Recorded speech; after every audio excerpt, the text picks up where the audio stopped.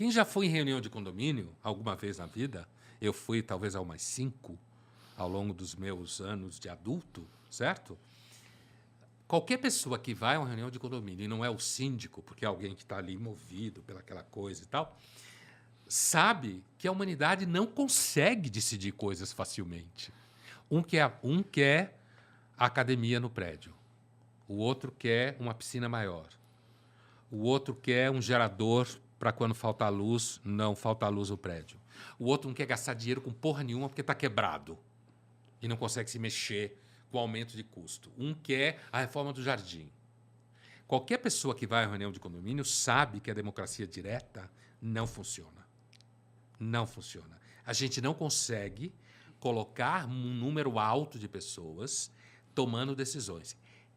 A Islândia, de novo, que é um exemplo, a Islândia conseguiu, em alguma medida, com uma internet que dizem que é a melhor do mundo, eu não tenho certeza disso, mas que dizem que é a melhor internet do mundo, a Islândia conseguiu, em alguma medida, selecionar algumas pessoas randomicamente para participar de discussões constitucionais via internet, via Facebook, especificamente.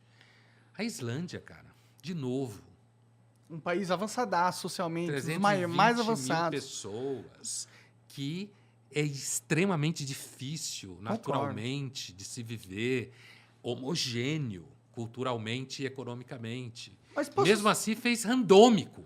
posso ser um pouquinho chato? Só um pouquinho. Na questão que você falou da democracia direta, você falou que não funciona todo mundo tomando todas as decisões. Isso eu concordo. Eu só não concordo que isso está necessariamente atrelado ao conceito de democracia direta. Porque a democracia direta, ela pode ter um elemento onde você cede a decisão para um representante. A questão é que você está diretamente no controle dessa sessão. No caso, você poderia ceder e tirar imediatamente. Eu não vejo democracia direta ligado necessariamente todo mundo tomando todas as decisões sobre tudo que acontece, entendeu? Você vê democracia direta como ampliação da base de representantes? Não só a ampliação dos representantes, mas um maior poder sobre a representatividade do teu poder de voto. Porque o problema de você hoje, da representação atual, é que você dá uma carta branca para o cara fazer o que ele quiser durante 4 anos. Seria muito mais interessante, na minha opinião, você poder dar uma carta condicionada para alguém tomar certas decisões em certos temas e você pudesse escolher mais pessoas para tomar mais decisões em temas específicos que você considera que essa pessoa seja apta a tomar essa decisão e pudesse tirar esse poder e colocar em outra pessoa ou tomar a própria decisão, se quisesse, a partir do momento que quisesse, instantaneamente. Eu acho que isso, para mim, seria a democracia direta, necessariamente. Eu já li que experimentos como esse são tentados em cidades muito pequenas, inclusive nos Estados Unidos, né? Com sucesso, mais ou menos, dependendo da situação. Então, pode ser que a gente consiga produzir mecanismos representativos mais flexíveis e com um recall mais rápido de resultados. Mas a gente ainda não conseguiu realizar isso na prática. Por quê? Porque as pessoas são muito mais loucas do que parecem. Também. Na hora de concordar acerca do que tem que decidir. Entendeu? Fora que nossa sociedade não fez nenhuma grande mudança estrutural nos últimos 50 anos. De representação, você está falando?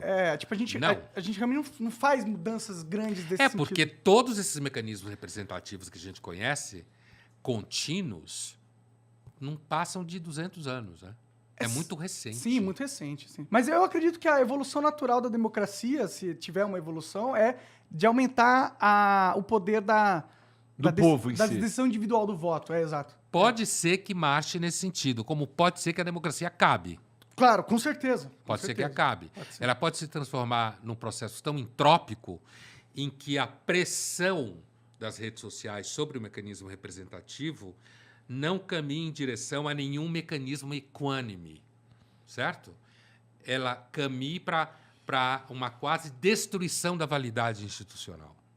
Pode ser que aconteça isso. Na realidade, eu acho mais fácil. É o que está acontecendo. É né? o que está acontecendo. Sim. É o que está acontecendo. E também é interessante dizer que o antônimo de democracia não é fascismo, não é totalitarismo, não é, assim, na ausência de democracia, não necessariamente a gente tem um fascismo, um totalitarismo. Pode É ter uma algo que a gente oligarquia. ainda nem sabe descobrir o que é. Pode, inclusive, porque nem a concepção do que significa democracia é tão claro. Certo? Até onde a gente sabe, a primeira experiência de democracia um pouco mais organizada foi em Atenas, que durou cerca de 150 anos, digamos com 60 anos de sucesso. E que deu errado, inclusive botaram na culpa da democracia a perda da guerra de Atenas contra Esparta. Né? Por quê? Porque a democracia tinha muita corrupção, muita retórica, muita conspiração, tinha debates do tipo: eu não nasci em Atenas, mas minha mãe nasceu, eu tenho o direito de fazer parte da Assembleia? Tinha essas discussões, cara. Minha mãe nasceu em Atenas. Eu posso participar da Assembleia? E ela tem propriedades em Atenas. Meu pai nasceu em Atenas. Eu nasci em Atenas, mas meus pais são de Corinto. Eu posso participar da Assembleia? Posso ser representante? Entendeu? Então, o experimento, que ao mesmo tempo provavelmente gerou a filosofia, gerou o teatro grego, portanto, gerou discussão, né? E, de alguma forma, entendemos que foi positivo nesse sentido. Mas, ao mesmo tempo, foi um experimento que durou um certo tempo, que teve o seu clímax, o seu poder no século V, principalmente, antes de Cristo, é claro, e depois entrou em decadência. Roma não era democracia, mas era república, no entendimento que tinha um conjunto de senadores, que inclusive tinha gente que vinha do povo, para dar voz ao povo, para acalmar o povo. Né? Interessante. Agora, a democracia que a gente conhece hoje, ela tem 200 anos, mais ou menos, grosso modo. E foi criada meio sem querer. Os americanos que criaram a democracia não pensavam em democracia que nem pensa hoje. Então, não há nem evidência do que significa democracia. Por exemplo, se eu for uma pessoa de esquerda, eu posso dizer que a democracia liberal hoje serve ao capital, serve à elite. Eu vejo a democracia talvez não seja nem... esquerda não, viu? Não, mas é o que eu quero dizer, porque essa é uma discussão de esquerda clara. Mas é que, assim, democracia nem é o melhor nome pro sistema que a gente tem. Porque eu não vejo o povo tendo poder de porra nenhuma nesse sistema que a gente tem. A gente finge que vota.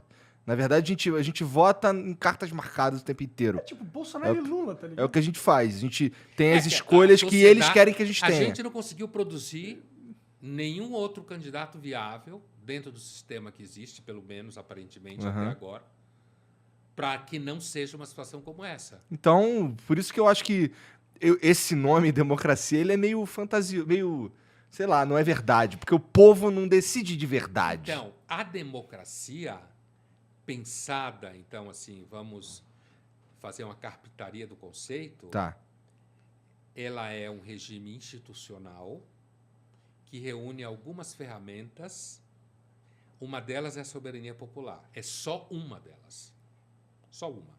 A soberania popular não garante coisa nenhuma, porque as pessoas votam das formas mais enlouquecidas, Pelos motivos mais pelos escrotos. motivos mais irracionais que a gente pode imaginar, e com informações completamente enviesadas e por todo tipo de interesse. Então, a soberania popular, enquanto tal, não é só ela confiável. E é um argumento extremamente populista.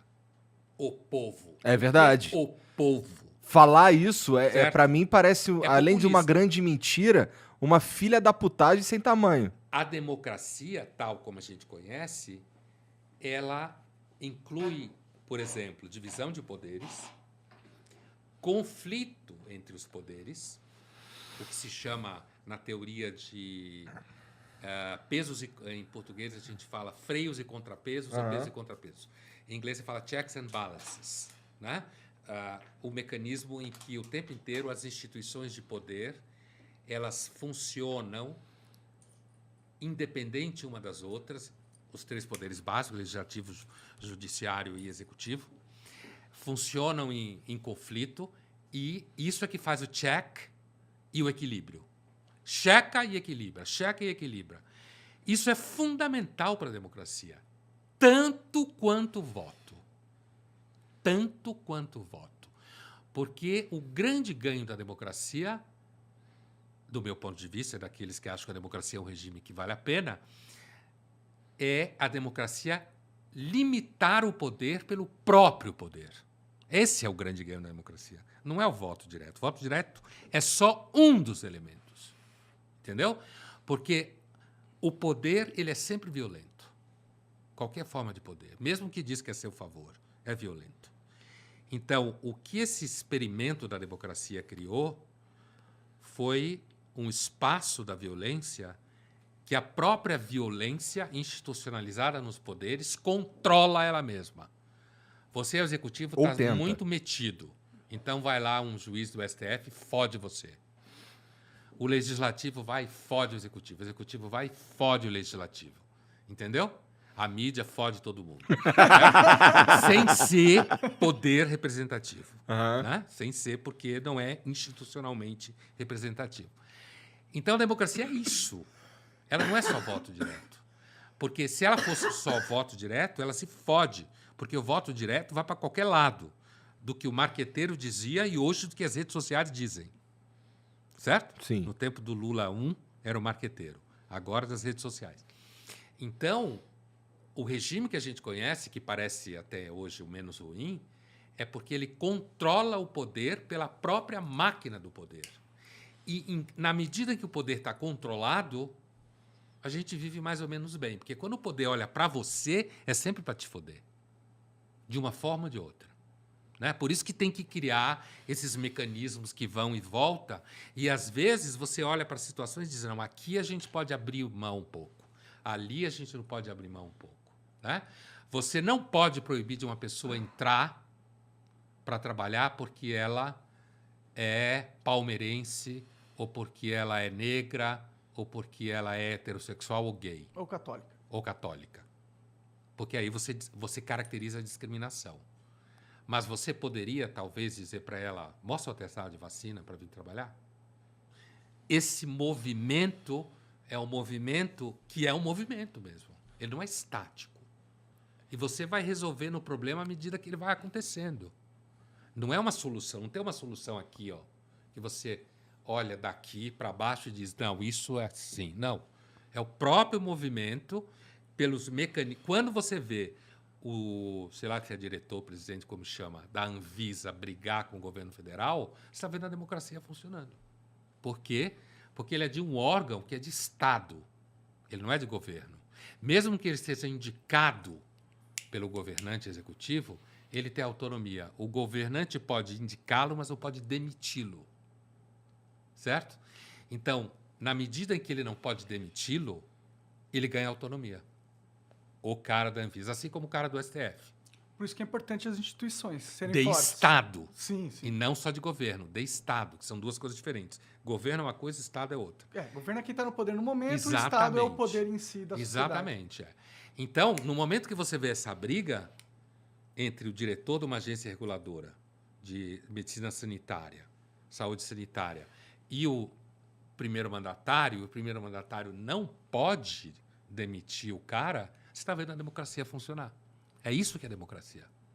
Não só eu ir lá e votar no cara que eu quero. Isso também é democracia, eu votar no cara que eu quero. Mas não é só. Não constitui, né? Não constitui. Você depende de todas essas ferramentas. E da imprensa livre, por exemplo. Mesmo que esteja fazendo merda. Ou Sim, falando merda. Pra caralho. Foda, assim, a gente tem um elemento foda também, que é. Tem o Estado, e o Estado é grande pra caralho, ele precisa ser ocupado por pessoas, e pessoas são filha da puta pra caralho. E aí a gente cria um lugar onde a corrupção é uma constante, né? Por isso que a democracia direta, na minha visão de democracia direta, é importante, porque você coloca mais checks and balances para as pessoas que a gente coloca lá, tá ligado? A discussão sobre a ampliação dos mecanismos de representação é uma discussão da teoria política mesmo. E, por exemplo, quando você cria, você coloca, por exemplo, treinamentos para pessoas de determinados grupos sociais, é porque o mercado, para o bem e para o mal, sem entrar no mérito, ele está se transformando em mecanismo representativo, entendeu? As empresas, elas decidem que elas vão fazer um treinamento para esse grupo social específico. E se a lei não tem nada contra a lei, ela pode fazer isso. E com isso ela ampliar o espaço na cadeia produtiva para um grupo que não estaria ali normalmente por uma série de razões. É um pouco de engenharia social. Ela está condicionando um grupo que ela escolheu a certa função porque ela Tem achou riscos, favorável. tem riscos. Inclusive porque a empresa tem dono.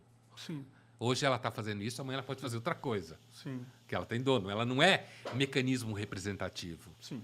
Mas a sociedade ela vai se mexendo e produzindo mecanismos representativos que não são legítimos do ponto de vista da instituição, do Estado, mas que acomodam demandas. Porque a sociedade está explodindo, cara. Tá. Os mecanismos representativos eles são menores do que as demandas.